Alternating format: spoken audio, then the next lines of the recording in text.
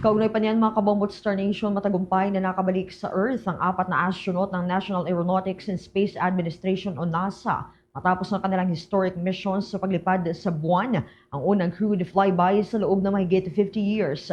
Ligtas na lumapag ang spacecraft sa baybayin ng California kung saan kinumpirma ni Mission Commander Reid Wiseman na maayos at stable ang kalagayan nila Christina Koch, Victor Glover at Jeremy Hansen matapos ang re-entry.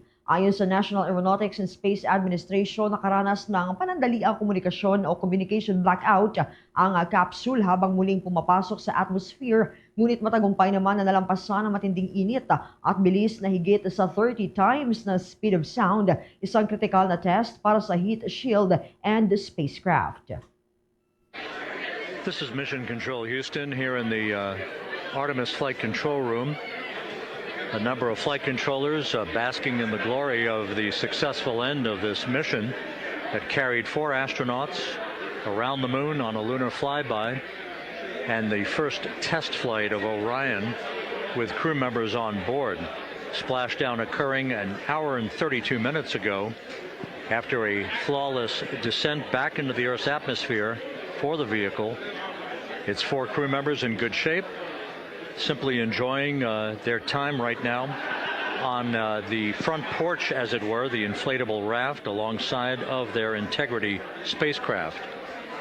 Tinawag naman ang administrator ng National Aeronautics Space Administration na si Jared Isaacman ang misyon bilang a perfect mission kasunod ng matagumpay na splashdown and safe recovery ng mga crew na inihahanda na para sa kanilang paglipad pabalik naman sa Houston. I think about the crew members that we've all had an opportunity to observe over the last 10 days, right? I mean, they're absolutely professional astronauts. I mean, wonderful communicators, almost poets. But then I think these were the ambassadors from humanity to the stars that we sent out there right now. And I can't imagine a better crew than the Artemis II crew that just completed a perfect mission right now. So yes, it's a huge moment for everybody, right? I mean, we are back in the business of sending astronauts to the moon, bringing them back safely, and to set up for a series more. I mean, this is not a once in a lifetime, which you hear sometimes around here. This was a once in a lifetime. No, it's not. This is just the beginning. We are going to get back into doing this with frequency, sending missions